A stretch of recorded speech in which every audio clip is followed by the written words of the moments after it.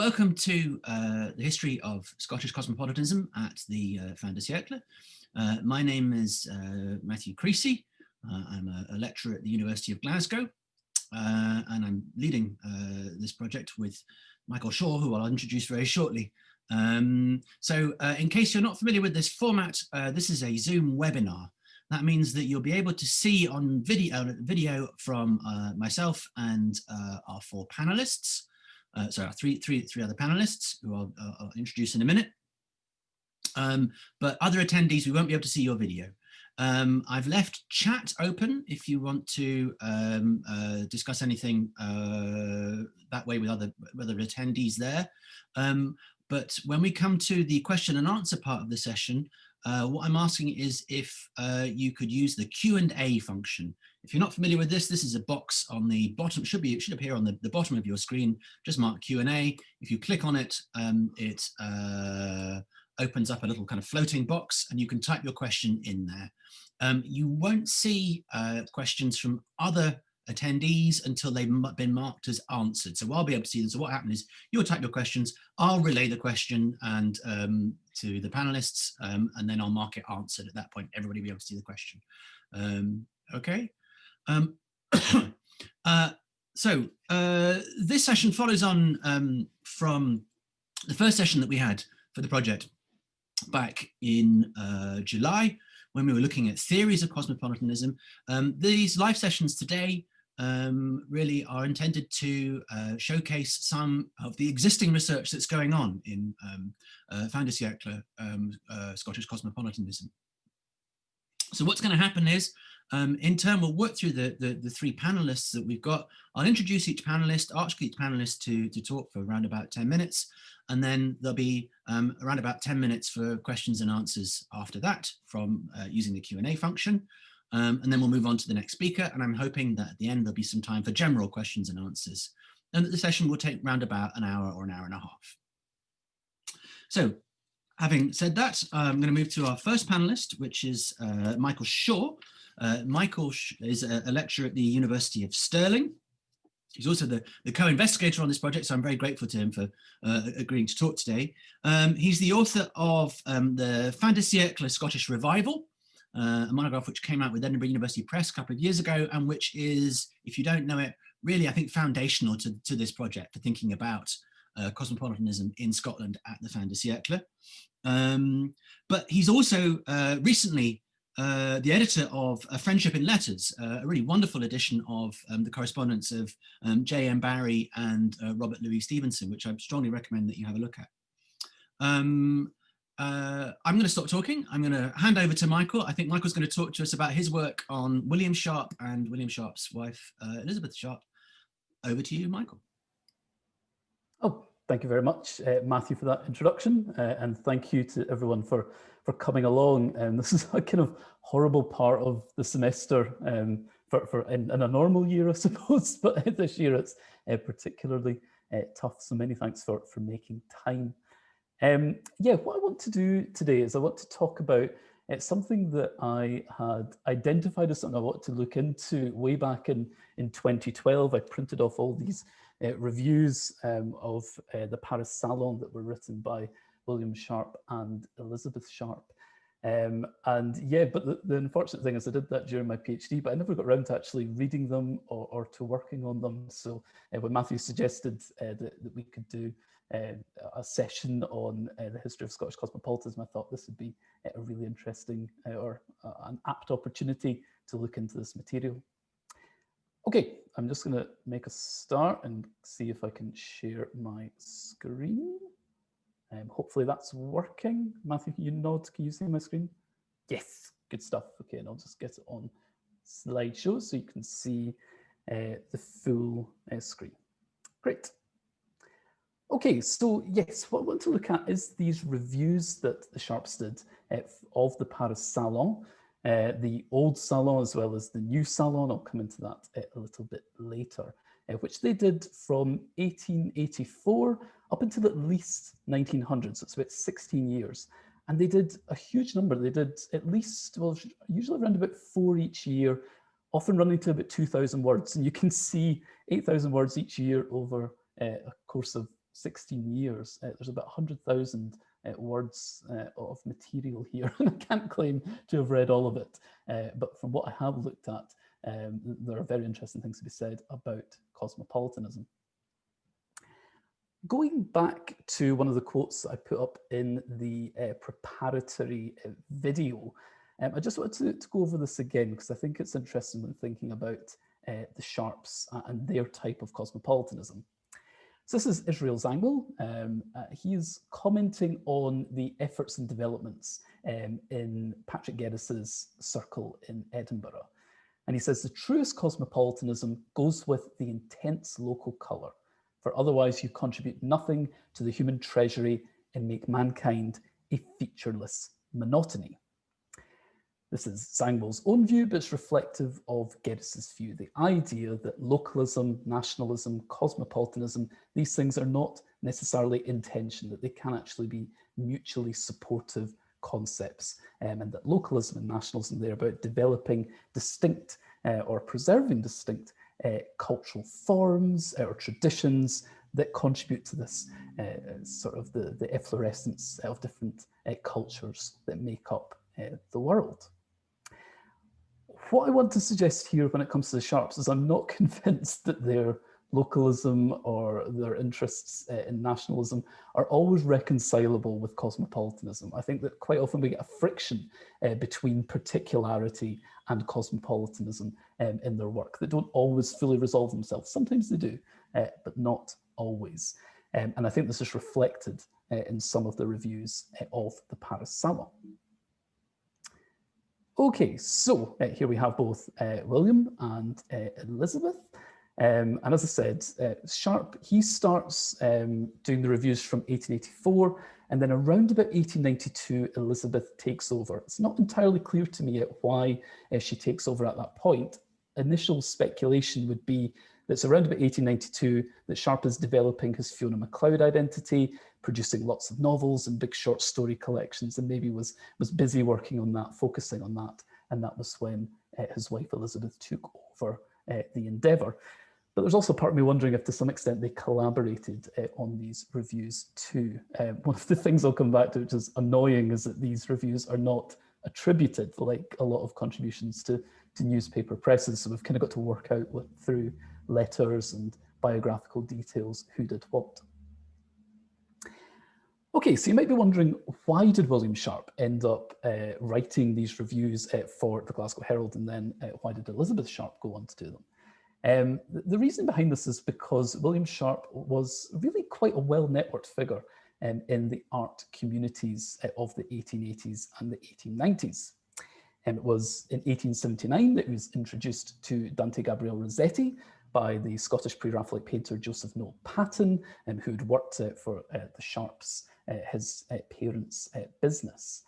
So he introduces him to Rossetti, and at that point they develop a really quite close friendship. I'd recommend looking at William Halloran's collections of Sharp's letters, because you see just how close they became towards the end of Rossetti's life. When Rossetti dies, he pens a biography of Rossetti, and through Rossetti, he becomes really well networked. He gets to know people like Theodore Watts, Algernon Charles Swinburne, Pater. He's very much part of those pre-Raphaelite and aestheticism circles. In 1881, he also works briefly for the Fine Arts Society Gallery in Bond Street.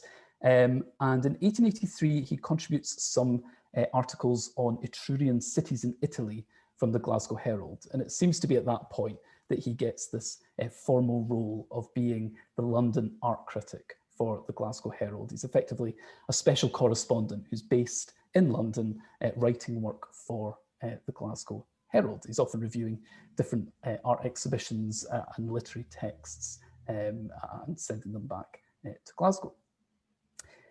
A part of me thinks he must have absolutely loved this job. It was exactly what he wanted to do in terms of getting well networked and pre-Raphaelite in aestheticism circles, but another part of him would have absolutely despised this job because he could not stand living in London, which is nicely summed up in this quotation: "God need not send poets to hell. London is nearer and worse to endure."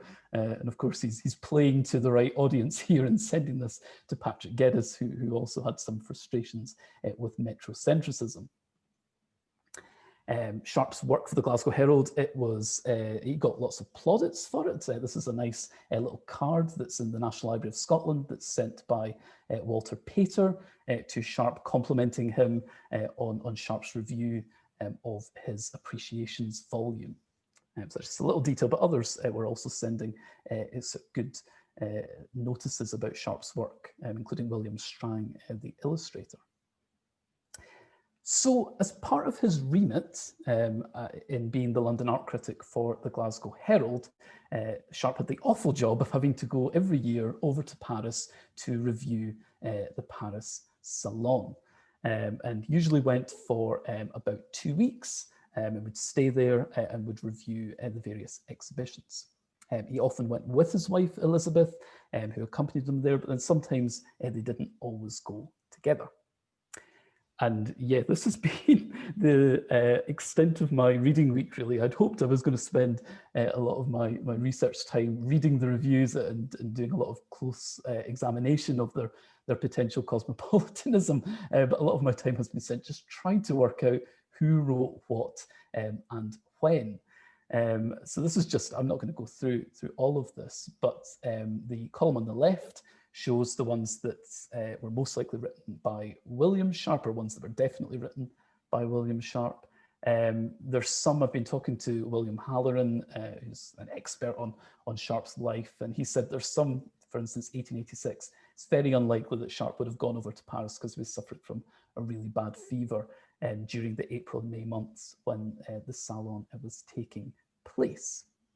And then on the column on the right, this is when Elizabeth seems to take over, at least take over leading these reviews. And there's some reviews, for instance, in 1897, where she only goes, she goes by herself. William does not go, so we know that review, for instance, is by her.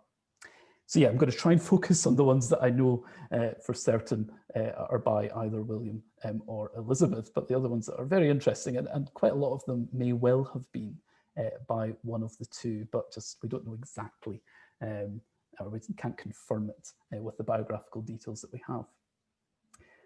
Just another important context for a look at some of the quotations. The Paris Salon, during their period when they are the London art critics for the Glasgow Herald, there's a secession in the Paris Salon. The Société Nationale des Beaux-Arts, it decides to form a new salon, and it's frustrated by the fact that younger artists who don't necessarily have a reputation, they're not getting enough exposure in the old salon. So they set up the new salon. This was known as the Salon de Champ de Mars, and the old salon was known as the Champs-Élysées. So that's from 1890s, and from 1890, the Sharps are reviewing both of these different salons, not just the old one. This is quite an important context, I think, because the Sharps, especially Elizabeth Sharp, are drawn to this new salon, which they see as being far more cosmopolitan. And this comes through in one of Elizabeth's reviews from 1892, or it's very likely this one was by Elizabeth, where she writes, "In every way better worth study," this is in reference to the new salon, "than its rival across the Seine. The salon really is an international one. I've noted no fewer than 126 foreign exhibitors." And then she goes on and discusses the cosmopolitanism of this salon and repeats that statement.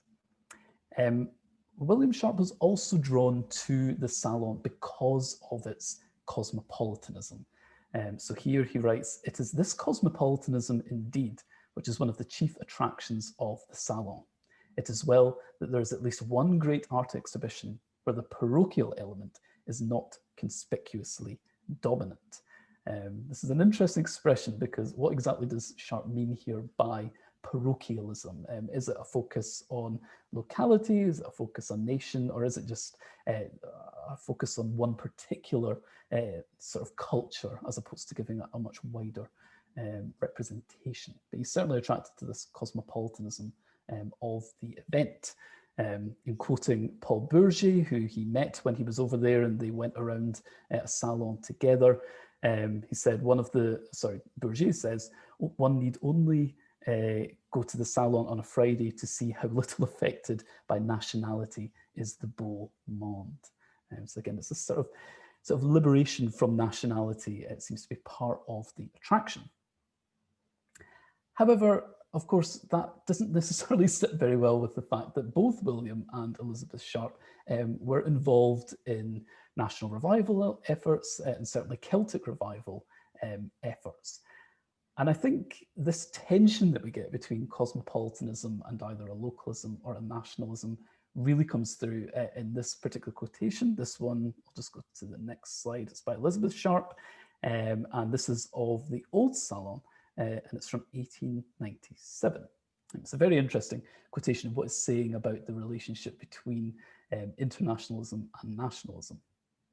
She writes, "Art has been and is everywhere dominated by the French method, but there seems, to judge by this year's Salon, in this cosmopolitan spreading of French methods, to be a corresponding loss of distinctiveness of nationality in French art itself.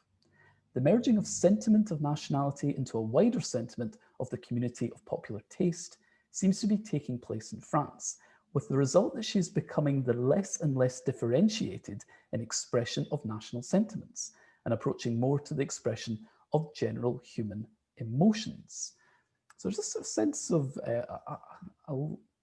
where the distinctiveness of nationality is being lost, and to some extent there's a mourning of this. And this comes through in the second part of the quotation. "In the future, this tendency doubtless will produce art of the finest quality, with a possible return to extreme simplicity," almost a sort of prophecy of modernism in here. "Meanwhile, one can only regret the fact that as the divergent picturesque national characteristics disappear, the issue is an art of a solid conscientious mediocrity of excellence, of bourgeois qualities, in a word, lacking distinction, lacking poetic refinement." There's almost a suggestion here of this kind of cosmopolitanism will be great in the future. It's going to yield a wonderful art to come.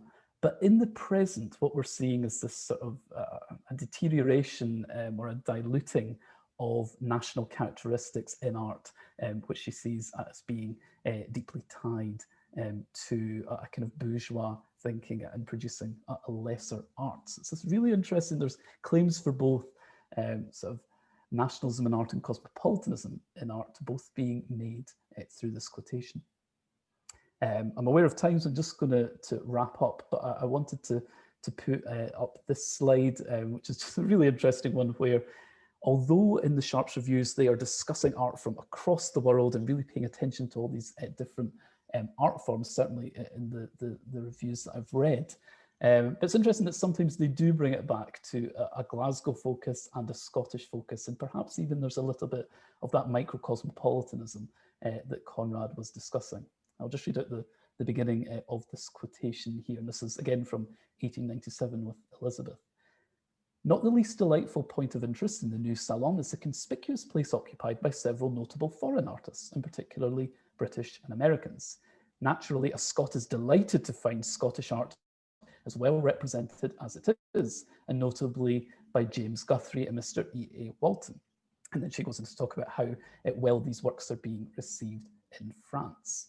So it's this sort of interesting referring out to all these different art movements, artists and cultures across the world, but situating Scottish art within that and unlocking the sorts of achievements that they're making to this broader cosmopolitan culture, all the while also acknowledging her own pride in being Scottish as well. So again, there are these sort of particularities and cosmopolitanism are coming together in this quotation. So yeah, I'm going to wrap up there, and I suppose we can discuss these things in more detail, but these are just some research questions that I had identified on the back of this. I'm interested in thinking about yeah, what role did the Scottish newspaper or periodical presses play in nurturing the avant-garde artistic cultures and cosmopolitanism in Glasgow, or were they just reflecting the cultures that were already there? How widely read or influential was the Glasgow Herald beyond Glasgow or Scotland even in this period? And was this the norm for newspapers to be sending special correspondence to Paris Salon to create all these very elaborate and detailed reviews, or was that something particular to the Glasgow Herald at this time? Yeah, but those are questions I need to look into and to think about in more detail. I'll just try and stop sharing my screen. There we go. Brilliant. Thank you so much. That was wonderful. So at this point, we're going to take sort of 10 minutes for if people have got questions that they'd like to put to Michael. So if anybody in the audience would like to ask a question, if you could click on the Q&A box and type your question into there, and I'll relay it. And maybe Koenraad and Alex, if you turn your video back on, if you have questions, maybe we do it face to face, as it were. I've got a kind of an answer of sorts to one of your questions about, I mean, I don't know, you said similar newspapers in your question about whether people reporting on the Paris Salons. Is certainly some of the London-based newspapers that I've come across were reporting on it. I'm still finishing off some work on the Irish writer George Moore, and he contributes a piece, I think it's to the Fortnightly Review, about that new that change in the French Salon arrangement. And it's interesting that the international connections you're making there really interest me, because his article about the new salons, I think it's called Meissonier and the Salon, just from memory, relates to his own experience at art school in the 1870s and 80s, and his experiences in Paris as an international student at art school in Paris. And I think one of the kind of important things that in that kind of split within the salon arrangement has to do with how they fit foreign artists into their arrangements, whether foreign artists are eligible for prizes, for example, because it's really big in Paris in the 70s and 80s of this kind of influx of British and American people. So yeah, but Moore was also writing about the Paris Salons for his brother Augustus Moore's magazine The Hawk as well, and there are a couple of reports there, because yeah, he writes about the Impressionists and so on. So yeah, I thought that was fascinating, because it raises, I think, some points that are going to come up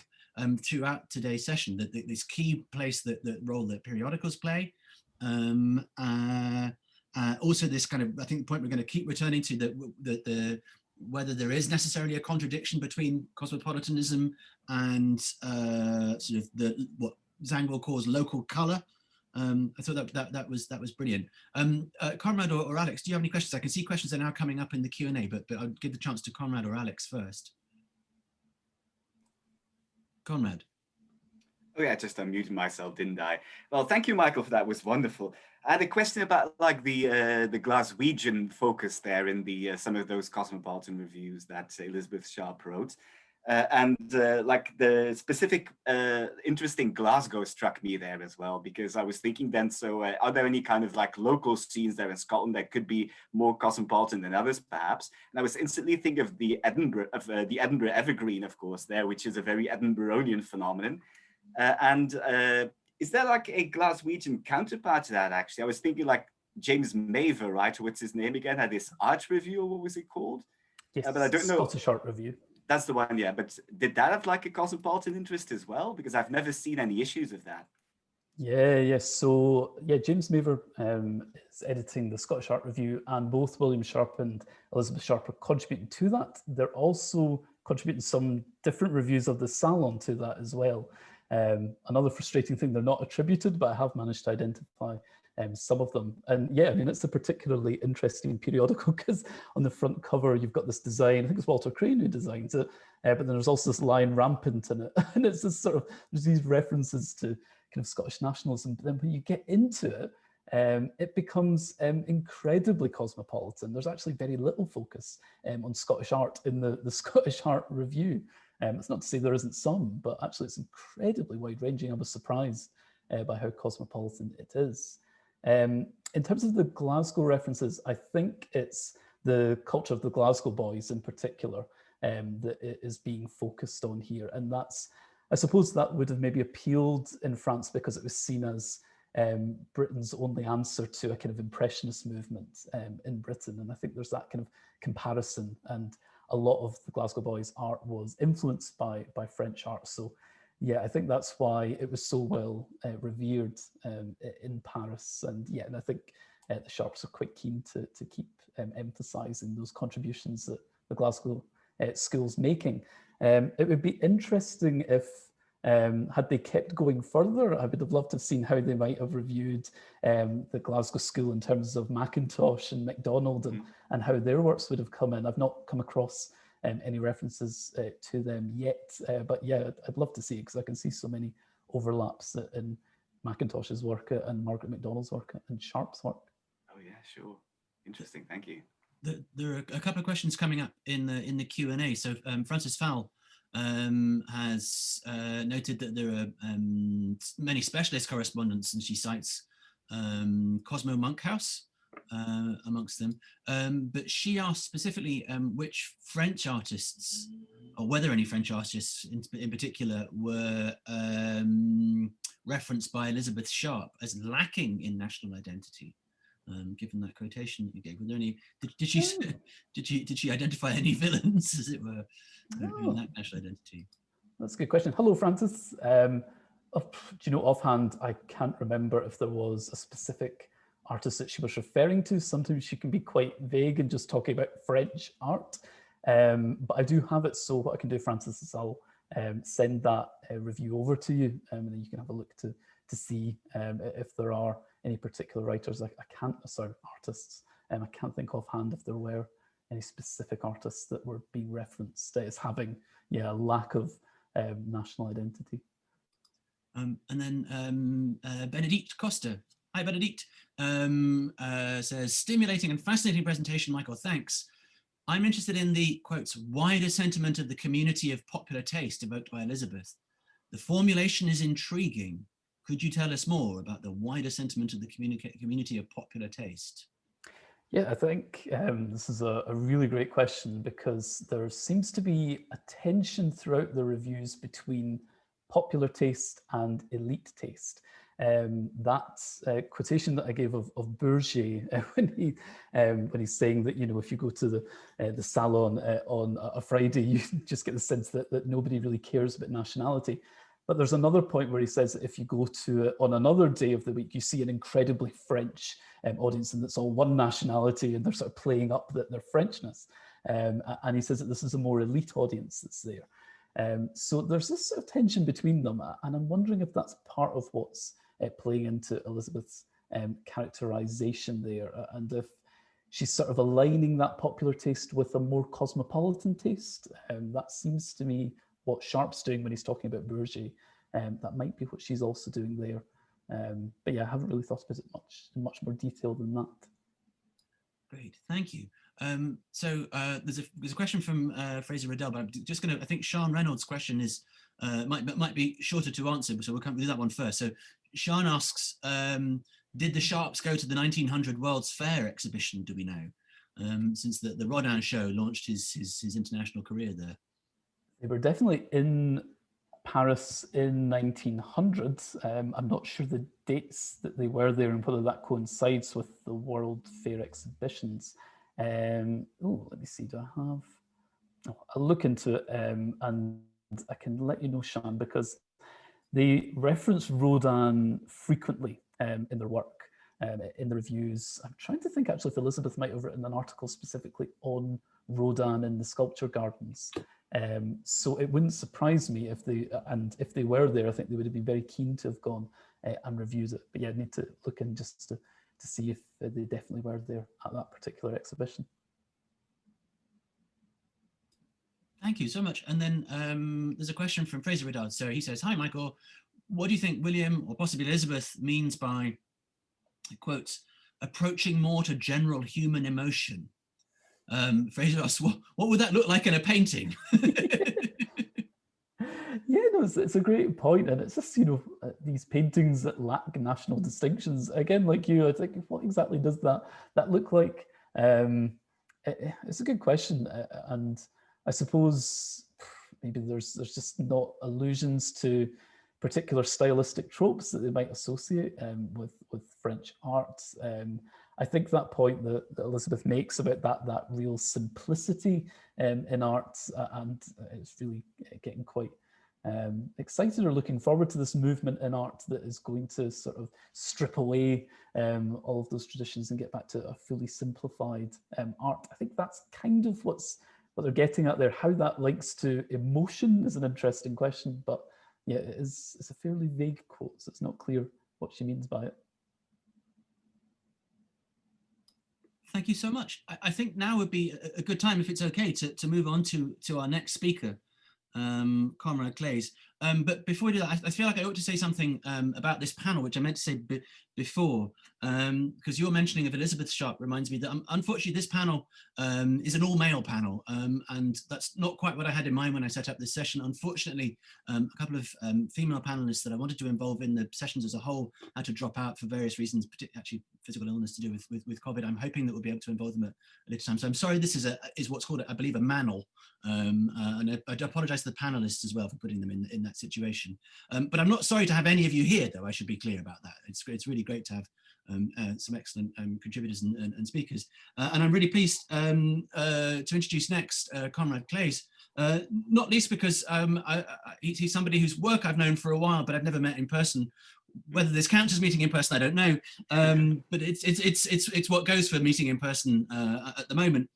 He's the author of Late Victorian Little Magazines, a monograph that came out in 2018, which is I use all the time in my teaching when I'm working teaching for Fin de Siècle. It's got excellent chapters on the Century Guild Hobby Horse, the Yellow Book, and the Savoy, and importantly on the Evergreen, edited together by Patrick Geddes.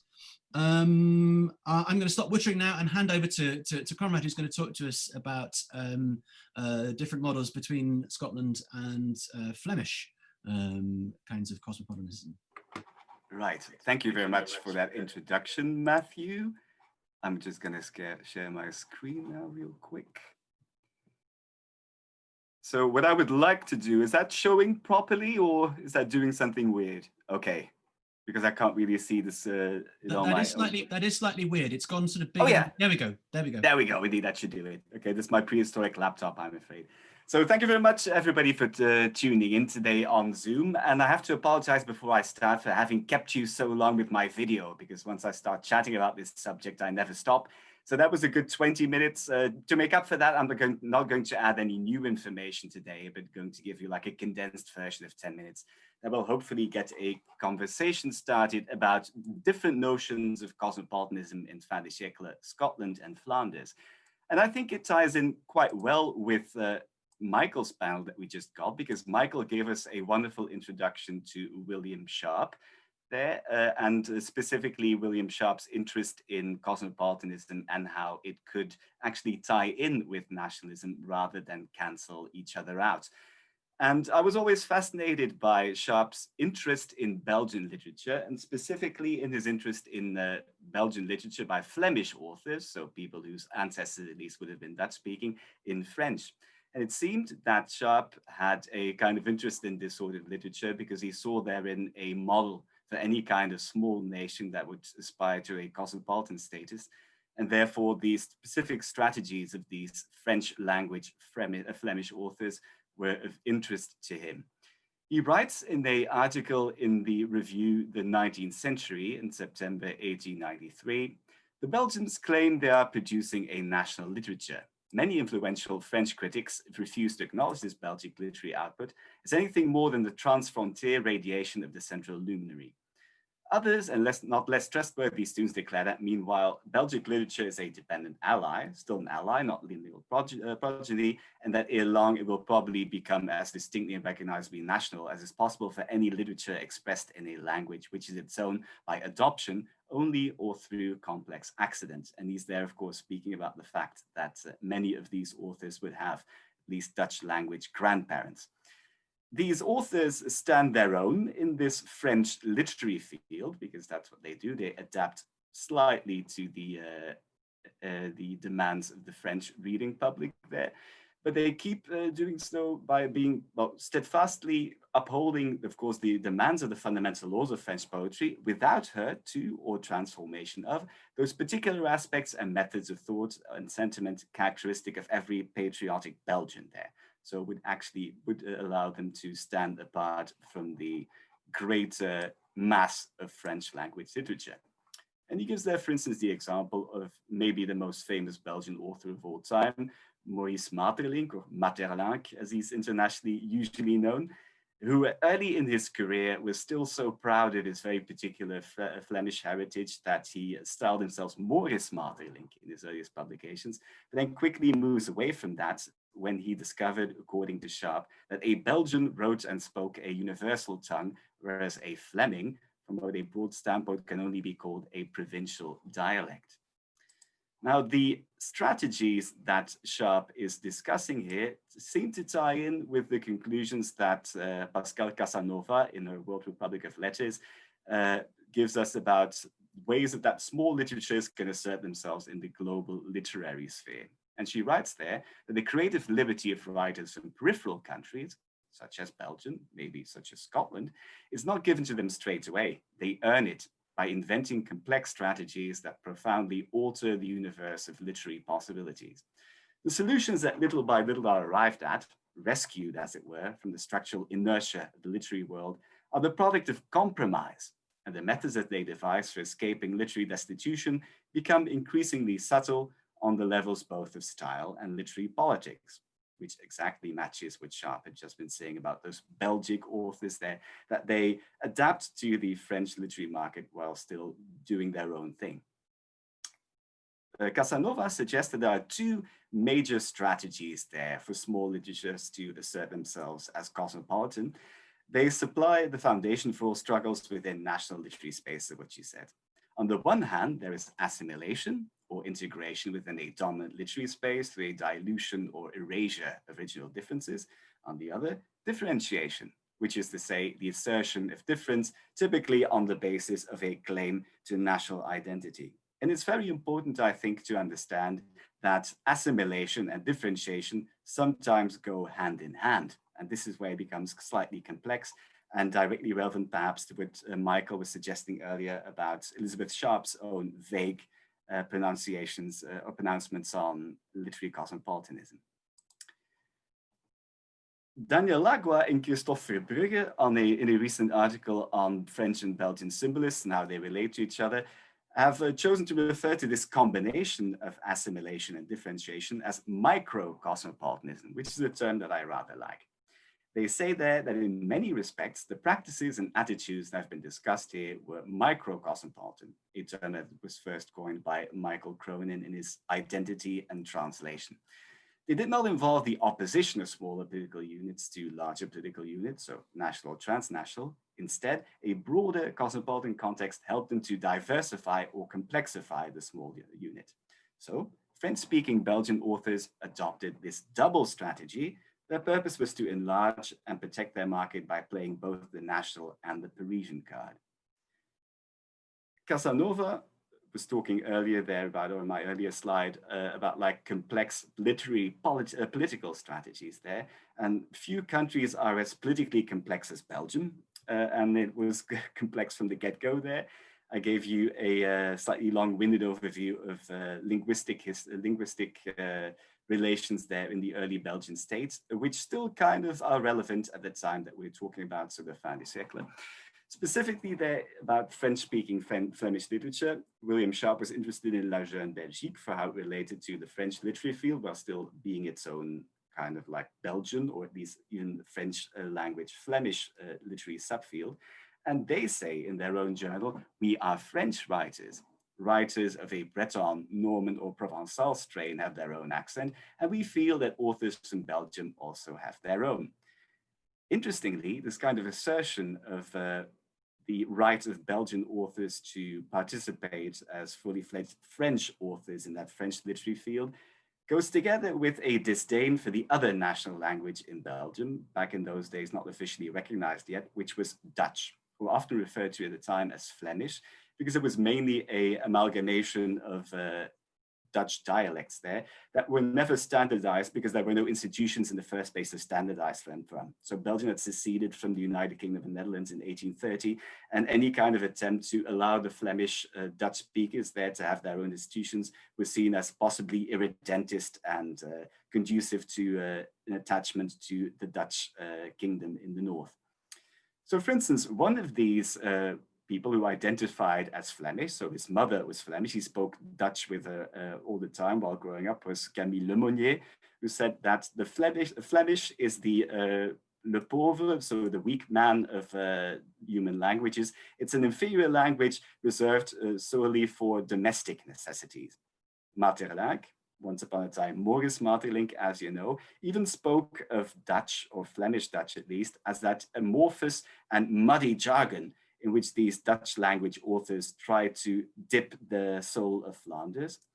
And is perhaps equally famous contemporary Emile Verhaeren, or Verhaeren as he's internationally known, was very angry when there were certain attempts there to organize education in Flemish, for instance, and said about this, so le flamand est la langue de certaines provinces, so the language of certain provinces, whereas French is the language of the nation, that's Belgium. So the nation is in peril when French or French dominance is. This is kind of like the situation there, which has stayed the same. So the linguistic border there runs almost from west to east there. And you can see there with the demographics that Dutch was actually, or at least that cluster of Dutch dialects was actually the majority language at the time. So it wasn't at all obvious that there would be a French linguistic dominance in the institutions of that day. So it was roughly 60% in the, all through the 19th century, fluctuates slightly because of migrations to the more industrial south. But it stayed around that figure, and about 40% in French-speaking Wallonia and in bilingual Brussels, which increasingly became monolingually French. There's an alternative to this, because there were also Dutch language little magazines around at the time. And incidentally, one of these, which I'm quite interested in, Van Nu en Straks, or Of Now and Later, was founded in that very same year that Sharp published his encomium on La Jeune Belgique as a cosmopolitan publication. What I find interesting is that this Dutch language Flemish magazine actually also has an appeal to cosmopolitanism, perhaps even more important for them because they were always being called provincial and of no international relevance. So they had to work out their own strategies there. And in the mission statement in the first issue of that magazine, the editor states that Van Nu en Straks has a twofold purpose. It is mainly the journal of the youth of the Southern Netherlands, an expression of the will and thought of the new generation. Southern Netherlands is really important there because they revoke that old term that for the Low Countries or 7 Low Countries as part of the United Kingdom and Netherlands from 1815 to 1830, saying that they are effectively part of a larger Dutch language community, which wasn't actually provincialist, but already could tie in that way to a vibrant literary culture in the Netherlands. And for instance, authors like Louis Couperus and Arthur van Schendel at the time don't probably ring a bell to you now, but in the 1890s, they were translated into English, actually very well received. So Dutch language literature had a more international kind of reach. And they also take aim at linguistic and cultural particularism, which is that strategy there within the Belgian state of denigrating Flemish to a provincial culture, ce patois du Nord, as it was sometimes referred to in official documents, in favor of this integration in a wider Dutch-speaking community.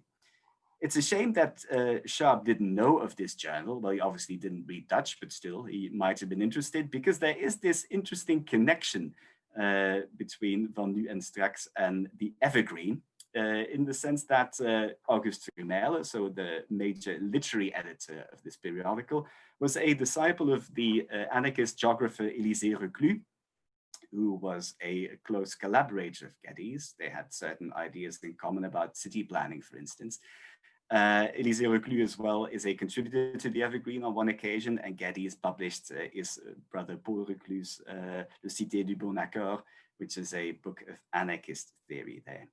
And this sort of regionalist cosmopolitanism that you find in the Evergreen is actually found in the pages Van Nu and Straks instead. So they have two major essays there, which are often still cited in publications of political history in Belgium.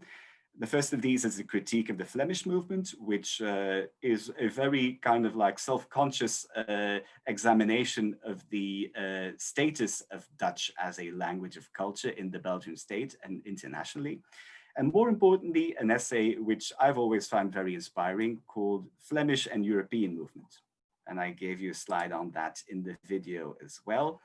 This was provoked by a campaign by the author Cyril Buijsen, a naturalist novelist, who had started his career as a Dutch language author, but had moved to French because he saw more opportunities there, and then quickly joined several associations within Belgium that tried to effectively weed out Dutch as a language of education and political decision making there, and started to polemicize against Dutch language Belgian literature. So the Van Nu and Straks mounts a counterattack here and says that there is actually a possibility in this Flemish movement, so this Flemish language movement, to also become a European movement. And they start off by saying, what business have we with the past? Conditions change from age to age, and we at present, we ourselves want to shape history. In order to shape history, they have to claim their place among the nations. That's essentially what they're saying. As particularism should never become a barrier to the higher unity of a common Netherlandish civilization, so that civilization too shall be a living part in its own right of the global culture of the European races. And then that very poetic formulation there, to be something we must be Flemings, we wish to be Flemings in order to become Europeans. So thinking about this, some questions popped up in my head there about how this could be applicable to the topic of this, this webinar. And I was wondering, if this twofold strategy of assimilation differentiation, this microcosmopolitanism, could perhaps also be appropriated to explain the opinions of William and perhaps also Elizabeth Sharp about participation in the global discussion by literatures from smaller nations. So La Jeune Belgique, which Sharp admired so much, sought to assert its peripheral identity within international francité. Van Nu and Straks reconnected to a wider Netherlandish culture in order to claim international cultural validity. And it's then therefore interesting to see if Sharp identifies with that French option there, what it actually says about the own aspirations of Scottish literature in its inherent diversity to a language of international culture there. How does this actually sit with the concept that we've been discussing in the previous session in July, was it? Of literature of locality, a concept that Patrick Geddes wrote about several times in the pages of the Evergreen. For instance, when he was discussing literature of the Kailyard, which will later, of course, be discussed by Charlotte Lauder in a wonderful paper. But then again, because there's also a diversity within that Scottish literature there again. What about the different varieties of Scots there? So there was a standardization in the 20th century perhaps, but not quite yet in the 1890s. What about the status of Gaelic in Scottish literature there, which is still a point of contention in the literary field? And how do these different sub-literatures then relate to cosmopolitan Scottish literature? Do they have to be weeded out, or can they effectively be given a place? That's the sort of thing I've been thinking about in the past few days. Thank you very much. Brilliant. Thank you so much. That was wonderful, Koenraad. Yeah, so I can't find the reaction button now. I have to kind of do physical clapping. That notion of I don't know Cronin's work, so clearly I have to go away and look it up. That notion of microcosmopolitanism, I think, is really interesting to address some of the things that Michael talked about and that will come up through not just this session but the later session today. And I think you started to answer the question I had, which was, you know, in that talk about the different languages within Belgium, do you see parallels between Scotland's situation and, say, Scottish English, Gaelic, and so on, or is that something that Sharp perceived when you? But I suppose that's my my question. Yeah, it's very double, right? So like Michael already said there, so there's certain tendencies fighting each other there as well. I've always been interested to see, for instance, that in Lyra Celtica, that important anthology there that Elizabeth had such a major hand in, of course. There's a lot of Gallic literature in there, but it's always in translation. It's apparently not important to give the original there. And I think that's sort of similar, perhaps, to the attitude that many of these French language Flemish authors had about their own grandparents' language there, because it was all right to be Flemish, it was actually something to be celebrated, but that language had definitely been superseded. So if you stick with that, then you kind of like get stuck in the mud there, and there's no possibility for you to join the wider international conversation. And it's even dangerous to go back to that, because you might lose all of your claims to being an international language of culture, essentially. So of course, Sharp was never as aggressive towards Gaelic as some of these French language Belgian authors were towards Dutch, but the same principles might apply there. I don't know if you want to come in on that, Michael, having talked about Sharp there. Yeah, no, you've kind of just answered my question there, Koenraad, because one of the things that interests me about Sharp is that while he's broadly writing in standard English, he's often including Gallicisms, and he clearly knew some Gallic phrases. He's setting a lot of his works in Gallic-speaking communities. I was just wondering, do we find that in the French, Belgian literature of this time? Are they setting some texts in Flemish-speaking places? Are they including sort of Flemish phrases as sort of that hybridity, or is it just an outright dismissal? All the time, yeah. So it's, as a location, it's all right. And it's also a reference point of like a cultural kind of like origin of some sort. It's an origin story more than anything else. So in your video, you, for instance, mentioned Georges Eekhout there, whose novels are all set in Flanders. He was from Antwerp as well. And he even has like words like kermes, which are borrowed from Dutch, actually, to refer to that. There's rowdy fairs that he describes in that book, and it's actually wonderful. But he, by his own admittance, he didn't speak a word of Dutch, so because he came from a bourgeois kind of family, and he even regretted that later in his life there. So he recommended to young Flemish authors in the 1920s, so near the end of his life. So if I were to start again, I'd learn Dutch properly and start writing at that, because that's where the real where artistic potential lies. And he was really hated for that, right? So like his former friends from the 1880s, who had published in those Parisian magazines with him, called him a sellout and said, "You're pandering towards aggressive nationalism there." Kind of ironic, but still. And interest in like Flemish culture in poets like Maeterlinck and Verhaeren is also very double there. So Maeterlinck, as I should say indeed, had a very prominent interest in medieval Flemish mysticism, like Ruysbroek and people like that. So there's a wonderful essay collection. He has Le Trésor des Humbles, in which he writes about that. But Dutch figures there as some kind of Heideggerian proto-language. So it's close to the roots of things, but one doesn't use it anymore because it's antiquated, and it's kind of like a mystical thing that you refer back to. And in Verhaeren's poetry as well, like Flemish girls, he writes about les flamandes all the time. They're basically voluptuous, kind of like objects of sexual fascination, but they don't have voices. And like in the same way, like he writes admiringly about like the Flemish sturdy farmer, like tilling the field. But these people are basically beasts of burden there, who have some kind of like a primeval mysticism about them. But they're definitely a thing of the past. And the last example, perhaps the most famous, so Bruges la Morte by Georges Rodenbach, which was also interestingly translated in Dutch in quite early on. I think it's 1887 or something.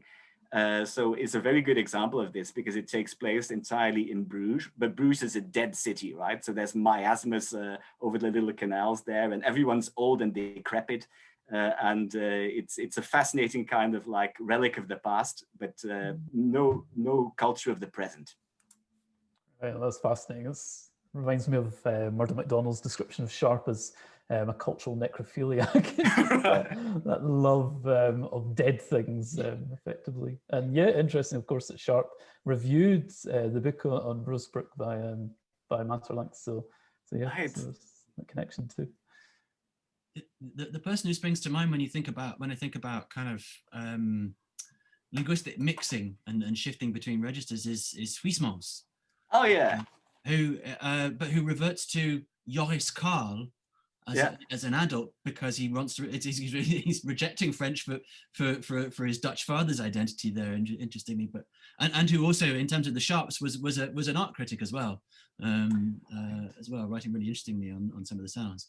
But I think this is now maybe a good time to move on to Alex Murray, and we'll come back to more questions and answers. And at the end of this, when we've heard Alex, just if people in the audience, if they want to ask questions, please use the Q&A function on our relay. But as I say, let's move on now to Alex. So really pleased to welcome Alex Murray to this session. Alex is a lecturer at Queen's University, Belfast, and he's I think a kind of major figure, really. I can say that without exaggeration, in current decadent studies. So there are at least 3 edited volumes which he's been involved with, starting with Decadent Poetics with Jason Murray, then also Decadence in the Age of Modernism with Kate Hexon, and I think most recently Decadence in Literary History. He's written a monograph, Landscapes of Decadence, that came out in 2016, and is working on another project about decadent conservatism. And I think his talk today is an offshoot of work from that looks at neo-Jacobites and Scottish influences on that decadent conservatism. So I'll stop talking and I'll hand over to Alex. Thank you so much for being here. Great. So the first thing I should say is that I am no expert at all in Scottish literature. In fact, I know very little at all about it. So that is an apology, really, more than anything. I'm talking today about a rather strange figure, one who some of you may know more about than I do. And if you do, I'd be very, very grateful if you could share any knowledge that you have. And it comes out of my broader interest in conservatism in the Fin de Siècle, and particularly about the messiness of Fin de Siècle politics, when sort of aestheticism and contemporary politics and forms of nationalism are all thrown into the mix. So the person I'm talking about today is Ruaidhrí Erskine, or Stuart Erskine, who was born in 1867 in Brighton, and his nurse was from Lewis and taught him Gaelic, and so he was raised bilingual. He was the 3rd child and 2nd son of William McNathan Erskine, the 5th Baron Erskine, and he became a fairly important person in the development of Scottish nationalism, and particularly Gaelic. So in 1904, he founded the periodical Guna Bliona, or Voice of the Year, which he edited until 1925, publishing contributions in both Scots, Gaelic, and English, including Porrick Pierce. So in it, Erskine offered staunch support for Irish independence and clearly militated for the same in Scotland, lamenting that the Gaelic language revival in his own country had none of the politicisation of that across the North Channel. Erskine later became a supporter of the Highland Land League and was strongly opposed to the United Kingdom's involvement in the First World War. From 1914 to 1920, he edited the Scottish Review, and his politics became more and more socialist as he developed an ever closer affiliation with Sinn Féin and the Irish Revival.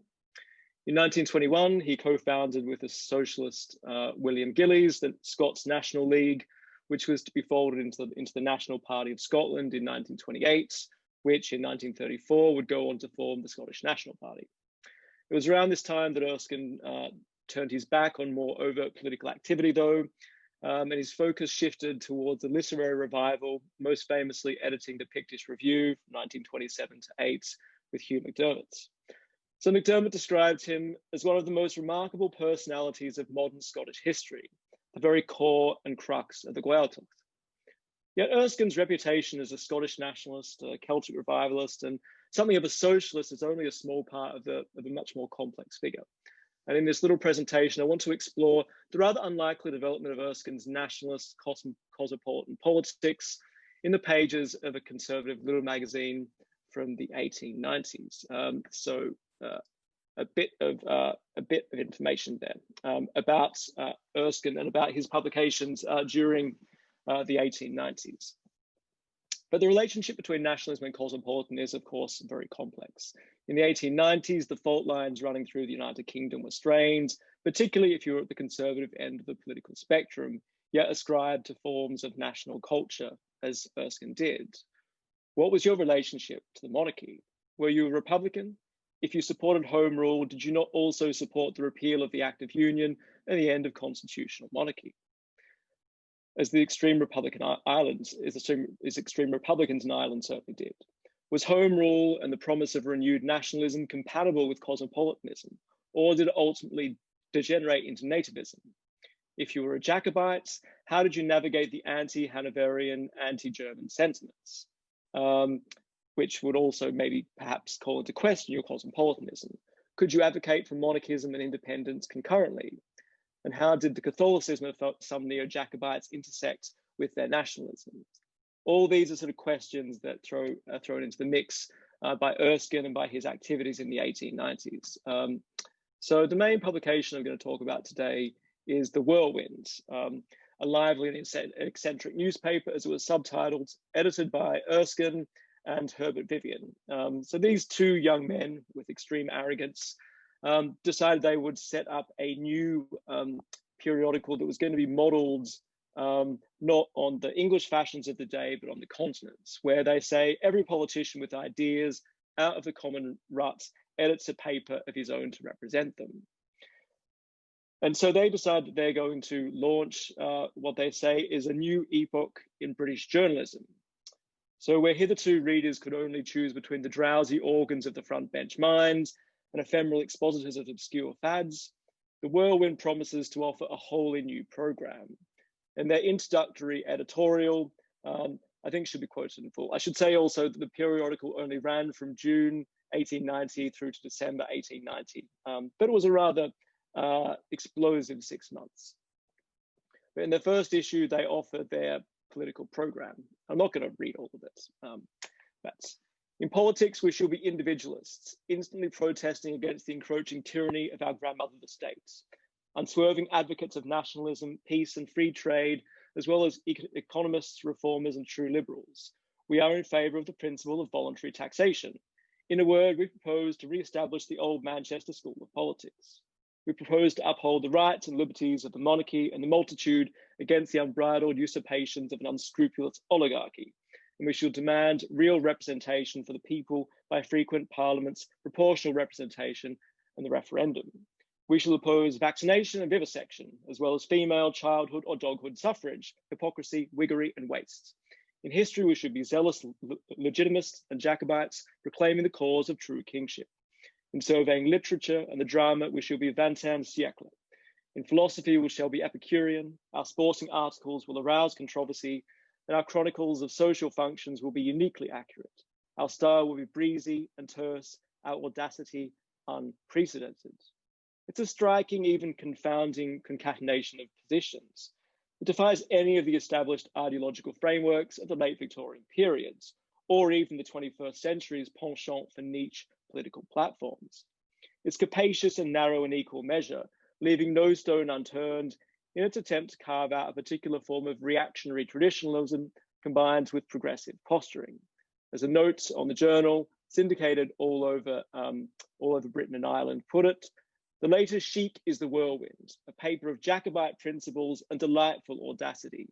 It is Fin de Siècle in the extreme, the vanguard of high treason. So their claims to be a decadent periodical, which is one of the claims they're making, rely in some ways on their aggressive basing of Oscar Wilde, and also on their publication practices. So they publish Mallarmé, and they publish the first few chapters of Arthur Machen's The Great God Pan, as well as publishing James Abbott McNeill Whistler, both his prints and some of his prose. And they offer staunch support for decadent arts. But they're also very interested in questions of home rule. And so they get more and more Jacobite as the year goes on.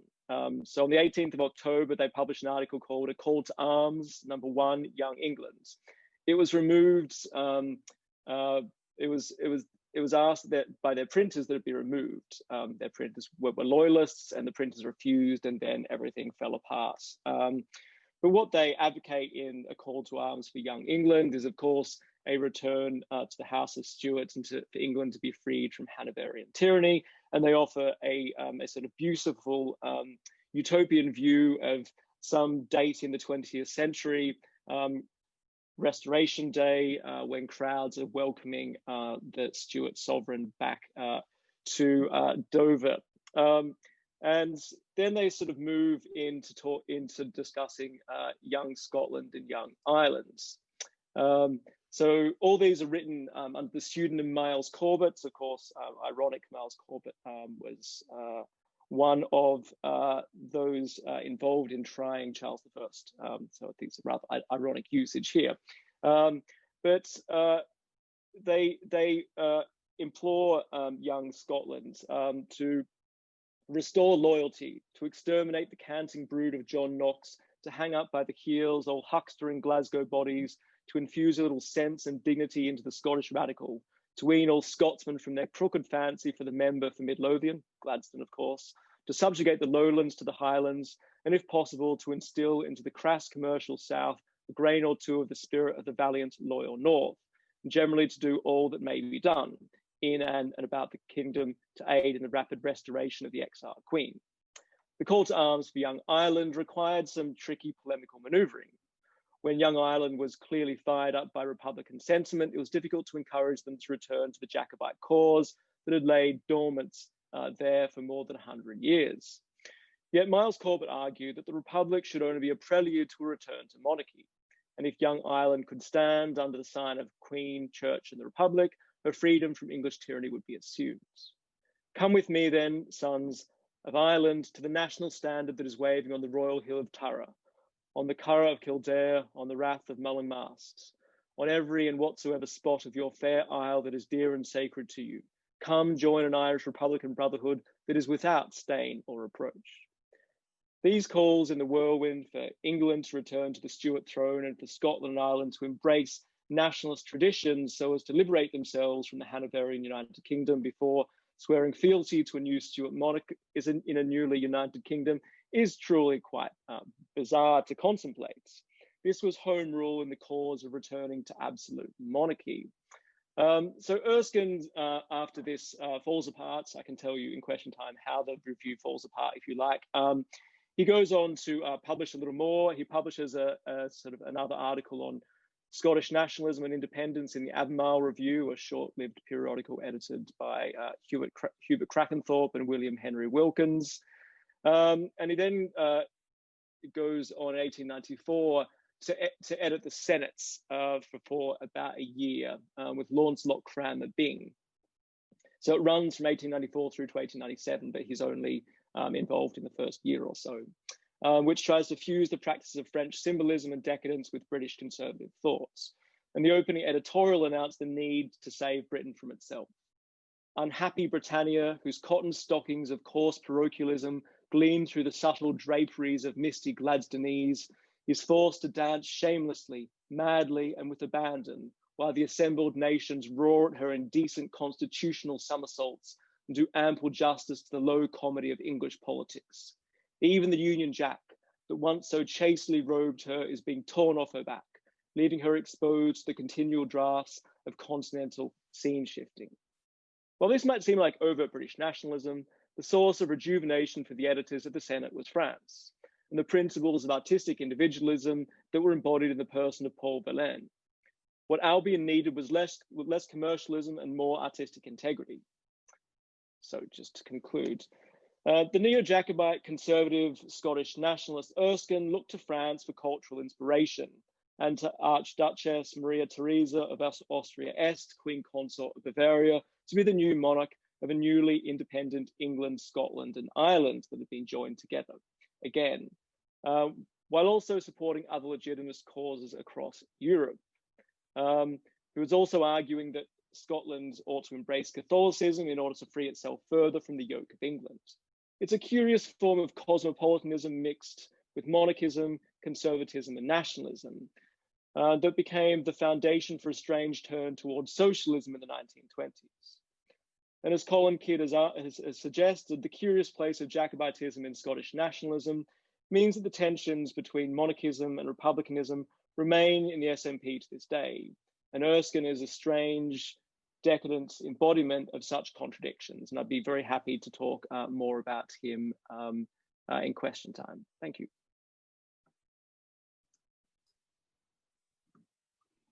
Wonderful, thank you so much. I've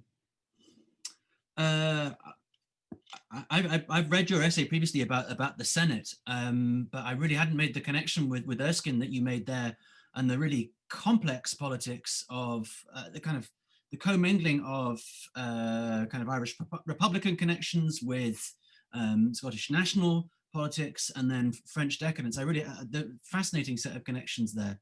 Thank you so much. That was wonderful. So at this point, if we're open to questions for Alex for the next 5-10 minutes, and then we'll open up to more general questions from the floor.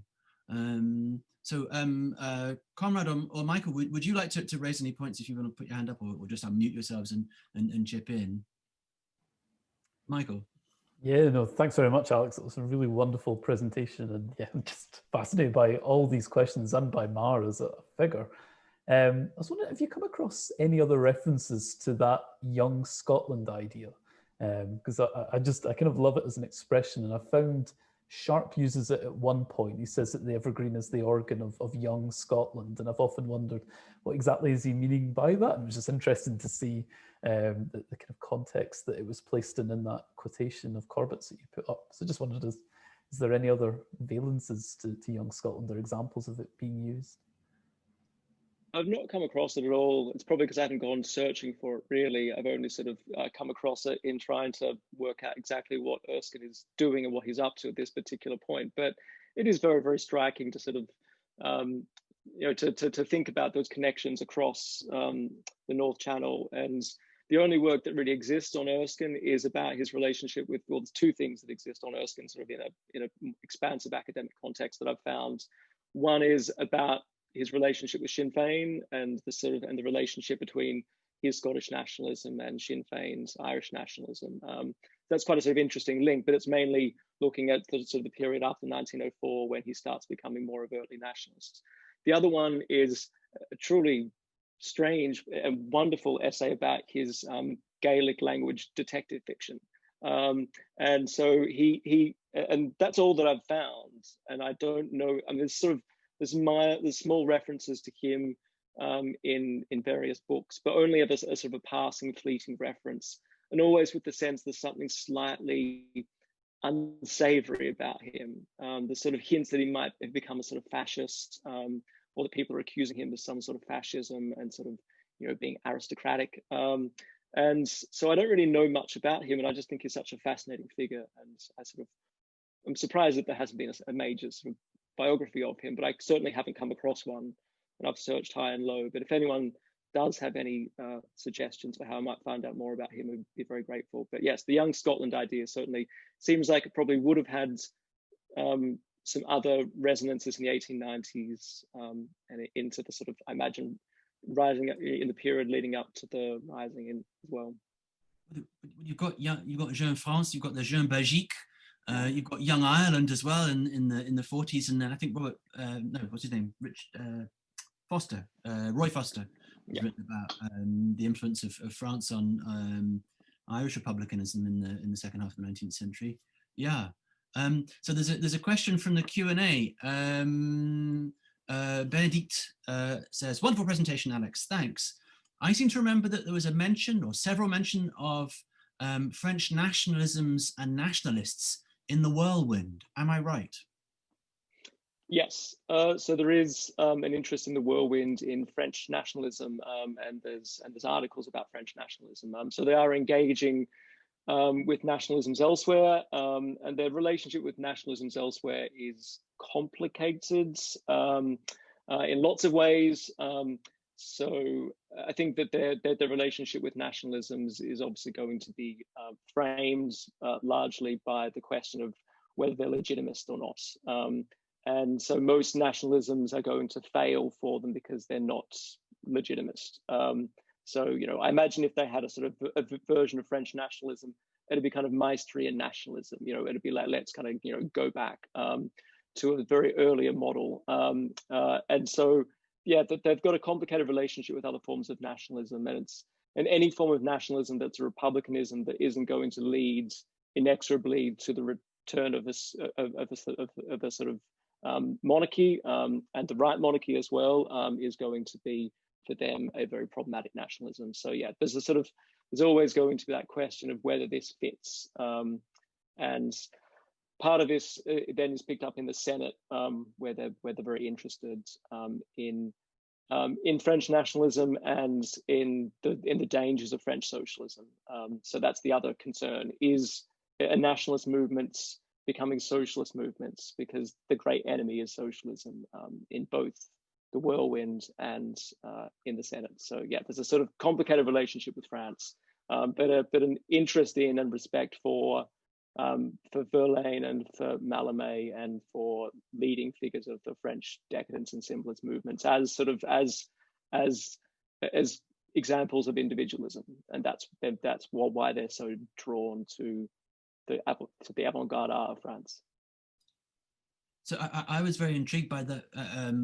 At the start of your talk, you talked about possible anti-German sentiment through the kind of anti-Hanoverianism, and thinking about when I think about cosmopolitanism, whether there's kind of selective forms of cosmopolitanism, whether you get to choose which parts of the world you like to engage with.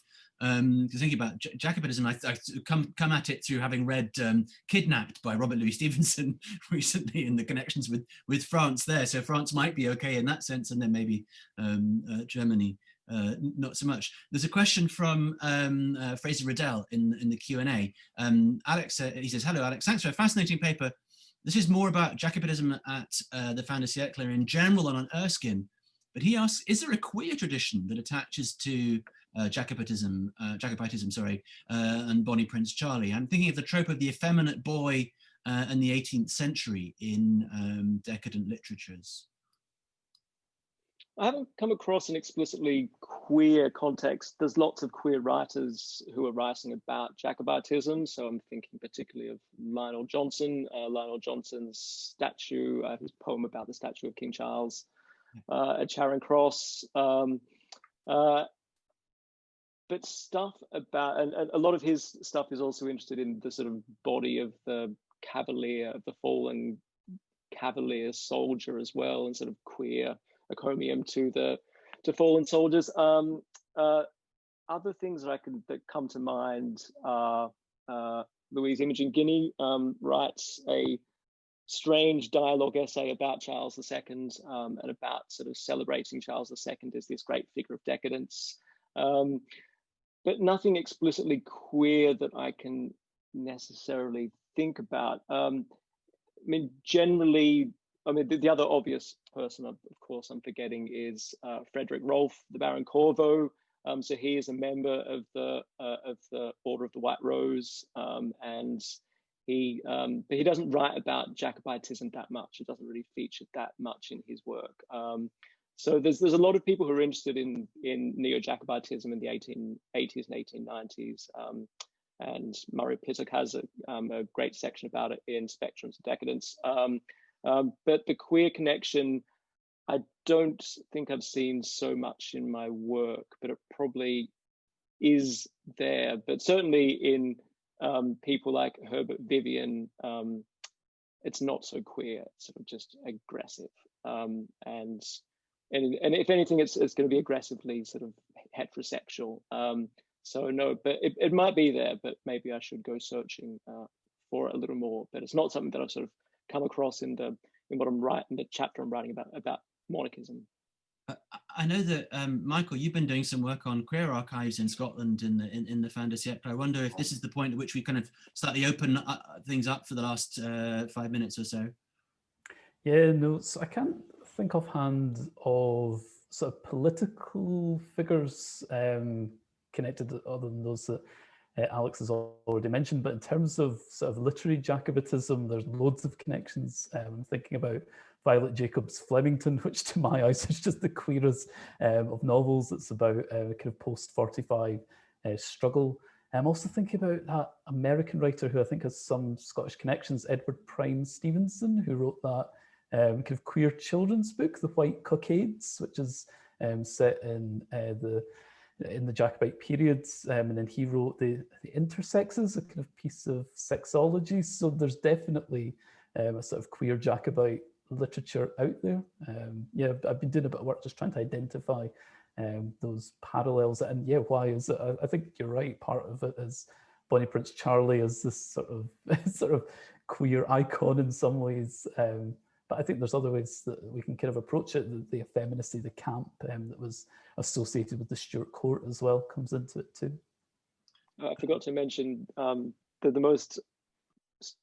example I've come across of sort of a queer Jacobitism is really American. So there's a massive interest in neo-Jacobitism in Boston in the 1880s and 1890s, and the people associated with that, like F. Holland Day and the architect Ralph Adams Cram. It's a much queerer circle.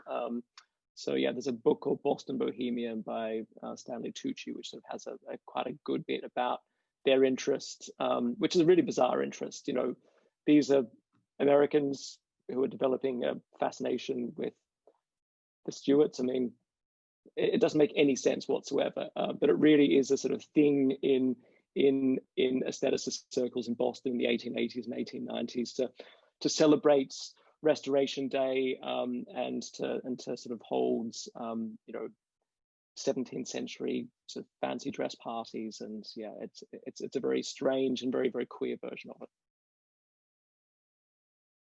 So there's another question from Fraser, which I thank you for that. There's another question here from Fraser, which was addressed originally to Koenraad, but I think again I might kind of use it to open up, because he talks about do we have any thoughts about racial hybridization, for want of a better word, and its relationship to Fin de Siècle understandings of the cosmopolitan, and given the kind of variety of different national identities we talked about. So yes, do we have any thoughts about racial hybridization and cosmopolitanism?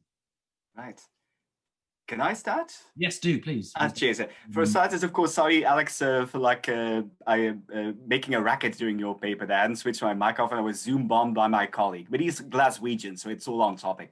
So what I was going to say about that's a fascinating question, Fraser, there. So, of course, people are talking about races all the time in those days. And for William Sharp, this is a real interest there as well, because he's interested in how people react to having, well, genetically basically developed in certain evolutionary contexts and everything like that. But like the relationship between Belgian literature and French literature there is quite relevant as well, because people were actually looking at the country as a hybrid between Germanic and Latin cultures. And for instance, there, talking about legitimism and all that, so Action Française and Charles Maurras, for instance, were very aggressively opposed to the influence of Flemish literature in France, because they saw it as a Germanic element. So which would go against like the transmontanian kind of orientation of their ideal French royal regime. So yeah, it's a very fascinating question there, but that's, I'm afraid, all that I can say to that. Thank you. Did Michael or Alex want to come in on that at all? No? There's I think what I'll count as the last question for this session. It's from Paul McGratty, who thanks everybody for absolutely wonderful papers. Many of the themes mentioned by your three presentations, microcosmopolitanism, differentiation, Francophilia, Jacobitism, the appeal of small nation literatures, etc. He says these themes seem to recur in 1920s Renaissance writing. And I think Alex mentioned specifically the Pictish Review of the Modern Scot. How aware, he asked, do you think people like McDermott or Moore were of Fin de Siècle reviews like the Evergreen or the Whirlwind? Is there a cosmopolitan continuum between the Fin de Siècle and modernist writing in Scotland? Yes. No question about okay, we're done now. Yeah, I mean, it's the great irony, I suppose, that McDermott, for instance, he can be very dismissive of what's happening in Fin de Siècle Scotland, and yet he's so heavily indebted to it, and so much of the continuum is there. That's most obvious, I think, with the Belgian connection. He kind of thinks of himself as, you know, reviving this connection between Scotland and Belgium. You think, William Sharp did that 30 years ago, McDermott. But then I think there's other interesting connections. He certainly knew and was very appreciative of the evergreen, which is something that tends to be overlooked. So yeah, he can be quite contradictory on that himself. But yeah, there's so many continuities, and I think the cosmopolitanism is a really one of the kind of lost continuities between what's happening in the 1890s and the 1920s. Koenraad, Alex, do you want to come in on that? I mean, Alex, you did mention the Pictus Review specifically. I mean, do you want to? I also did mention that I don't know very much about Scottish literature. I guess I'd say that it does play out, though, more broadly across the relationship between Fin de Siècle literatures and modernism, modernist disavowals of everything that happened in the 1890s as sort of as effeminate and therefore not to be looked at and to be avoided. You know, it's the kind of Eliot Pound maneuver, and you'd certainly see that. Although there are some sort of strange connections, you know, so people like Wyndham Lewis, influenced by Launcelot Cranmer Byng, and are really and are very indebted to people like Byng who are popularists of Chinese and Japanese literature, and so that's part of their cosmopolitanism as well. That so there are sort of some connections. It's not always going to be a case of trying to disavow what happened previously, but usually it's that need that everyone has to pretend that they are the revolution and that nothing interesting ever happened, certainly not in 30 years before you started doing it. And we as scholars are probably guilty of that as well. Well, I was actually that was going to be my point. That I think it's certainly in my experience of modernist studies, one of the things that people have been looking at and thinking about that relationship between modernism and decadence is quite how much that sense that a perception of a split between modernism and decadence was a product of some of the early wave of modernist scholarship as much as it was of the modernists themselves. So you can find Eliot and Pound being sniffy about the 1890s, but you can also find them being profoundly interested, including in Eliot's case, you know, profoundly influenced and interested in Scottish Fin de Siècle writer John Davidson. You know, anyway, at that point, it's now reached 2:30. I think we should stop before anybody gets Zoom fatigue, and my cats are about to jump on me. So rather than be embarrassed by them, I will call it to a close there. So I want to say thank you very much to Michael, Alex, and Koenraad for wonderful presentations. And thank you to everybody for attending and for some really interesting questions from the floor. Our next session will start at 3 o'clock, and it's a separate link, a different Zoom link. Yeah, so thank you for coming. Thank you for wonderful presentations, and I hope to see some of you at 3 o'clock when we're hearing from Kirsty Blair, Charlotte Lauder, and Fraser. Thank you so much. Okay, I'm going to end it beautiful with the compulsory goodbye Zoom wave.